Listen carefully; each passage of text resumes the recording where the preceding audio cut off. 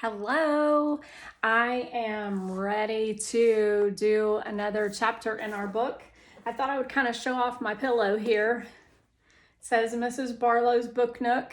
Wish I was a bookworm because they are never gloom. Bookworms are never grumpy because they read all day for fun. I had that someone in Alvin, where I used to live and teach, created that. I actually had one made for all my grandkids. I absolutely love it. So it's my little book nook book holder. All right, let's get back to Out of My Mind. We are on chapter 27. Ooh, I think there's 38 chapters. We're winding down. It's going to be over before we know it. Yay! The next morning, Mom bounds into my room holding a newspaper. "Good morning, my rock star," she greets me. "Guess what?" Rock star? She's tripping. I turn to look at her. My face says, "What?" "You're famous." Huh? She gets me out of bed, straps me into my chair, unplugs the MetaTalker from the charger, and hooks me up. Then she places the morning paper on top of it. There I sat, plastered on the front page of the newspaper, in color. "Wow," I type. "The article is all about the team winning the competition, but yours is the only picture they used. Interesting." "Why me?" Mom smiles quickly. "Because you are unique and wonderful and lots more interesting than ordinary fifth graders, I guess," she says. "The whole article seems to be focused on you." "Team kids won't like that," I type. "I'm sure they'll be happy for you, sweetheart." "No, they won't. Here, listen to this." She reads me the article. "Spalding Street Elementary's talented academic team of 5th and 6th graders won the local Whiz Kids competition last night by a score of 86-85. With stunning skill and knowledge, they answered questions far above their grade level to beat 7 other teams." "Makes us sound smart," I type. "And so you are," Mom replies. Math questions made me sweat. I get clammy under the arms just thinking about them. Mom continues, "Oh, here's the part about you." Listen to this. "One outstanding member of the Spalding team is Melody Brooks, an 11-year-old who has been diagnosed with cerebral palsy. In spite of her physical challenges, Melody's quick and capable mental abilities were able to shine as she led her team to victory." "They will hate me," I type glumly. Butterscotch, who still sleeps in my room, nuzzles my hand. She always seems to know how I feel, but it doesn't help this time. "Oh, don't exaggerate. I think it's a lovely article and your friends should be proud." "You don't get it." Mom ignores me and proceeds to get me ready for school.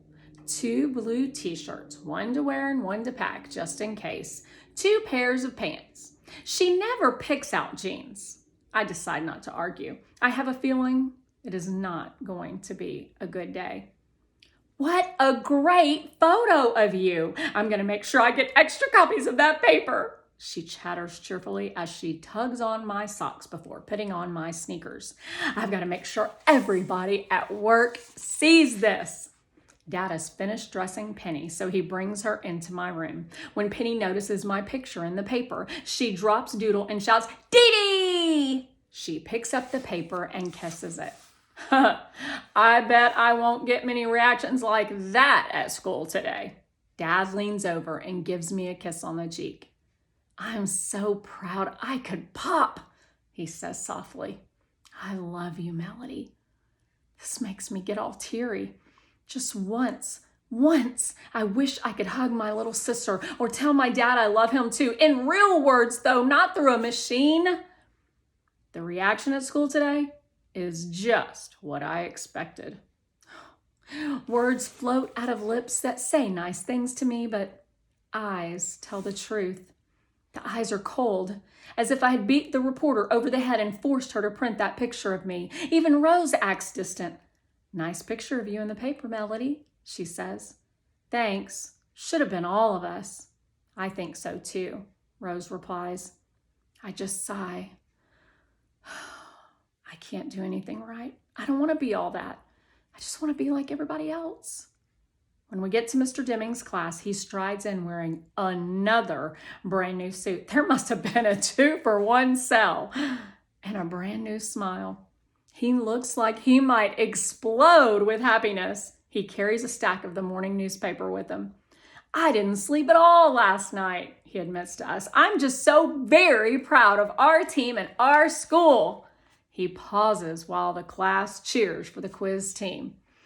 Rose, Molly, and Claire smile happily. Connor and Rodney take bows. A few kids even turn around and look at me with a smile. Do we get free pizza or something? Connor blurts out. Absolutely, Mr. Deming replies. The principal has declared that Friday is quiz team day and the entire school is being treated to free pizzas and sodas. More cheers from the class. Connor looks really pleased. Mr. Deming continues, and I want to give a special shout out to Melody, who really helped us secure our victory. Let's give her a special round of applause. He begins the clapping and the class joins in. But it seems more polite than sincere. I guess I'm not as cool as free pizza. Who saw the 11 o'clock news last night? Mr. D asked, still beaming. About half the kids raised their hands. I had missed it. I had fallen asleep exhausted after we got home. I taped it and TiVoed it and put it on MySpace, he tells us excitedly. But now we must get back to regular class activities. He sounds disappointed. But how do we get ready for Washington? Rose asks. Obviously, not ready to let him do that yet. Teachers are so easily distracted. I knew he'd bite on that one. Mr. Deming smiles again and takes a deep breath. We have only 2 weeks to get ready, Rose. I've prepared a packet for each of my team champs, he says as he passes out the paperwork. Take this home and bring it back tomorrow without fail. In it, I've included information about how to redeem the free plane tickets and info about our hotel and schedule for the days we are in DC. It also gives details about our practice schedule, which begins today. We will meet every day after school and half a day on Saturday. Saturday?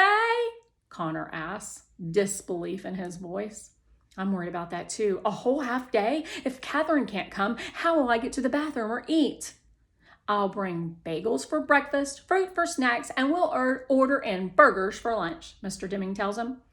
Sounds sort of healthy, Connor responds with a grin. But I'll be there. You skip a practice and you get bounced to the alternates, Connor. I'm in this to win. Why don't you take a couple of days off, my man? Rodney says to Connor. I'd be glad to take your place. Slide you right out in a blink. He sounds serious. No way, man. I'll show, Connor says hurriedly.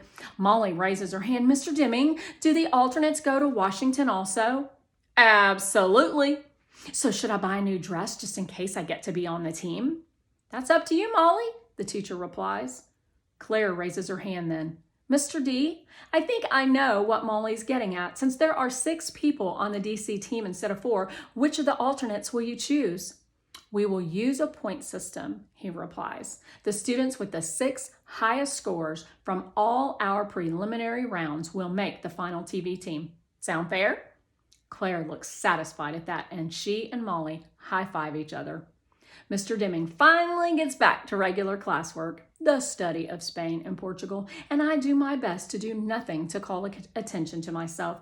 No weird noises or kicks or grunts for the rest of the class. No answers to questions I know. I just sit in the back of the room with Catherine and hope the morning will pass quickly. I spend the afternoon in room H5 where we watch Tom and Jerry for 3 hours. Can you believe it?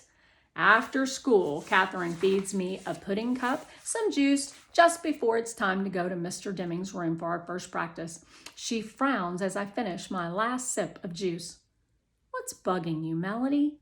she asks. "You should be on top of the world, but you're acting like somebody just popped you in the nose." "They don't want me on the team," I type.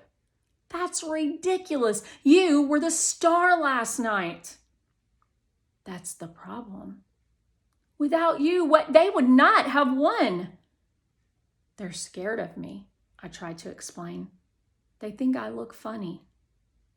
"You have never let that bother you before," she continues. It's hard to put my feelings into words that will come out right on my talker. I know the other kids are uncomfortable with me on the team. There's no other way to put it. My presence was cute at first, maybe okay for a local competition, but for the big game on national television, that's different. I'll make them stand out, and not in a good way. I start typing again. I make them look. I hesitate and then type in, "Weird." "You're the smartest person on the team," Catherine exclaims. I drool. "So buy a pack of tissues." I make funny noises. "And Connor farts sometimes." I have to smile at that. "No more of this feeling sorry for yourself, young lady. Now let's get down to Mr. D's room and kick some butt." "Okay, let's go," I type. We roll down to the room and I hold my head high. Well, at least as high as I can when it isn't wobbling around. Nobody says anything more about the newspaper article, and practice goes on as usual. I answer most of the questions correctly, and by the time Mom picks me up, I feel a little better. But I do notice Rose and Claire and Molly whispering together as I leave. It could be about a new music video or a shopping trip to the mall, or it could be about me. So she said she was diagnosed with cerebral palsy. I'm curious if you know what that is, or if you know anyone who has cerebral palsy, anyone in your school or in your circle of friends or family. So why don't you Google it and just check it out and see what it's about. I wouldn't want us to ever be afraid of something just because we don't have knowledge, right? So see you next chapter.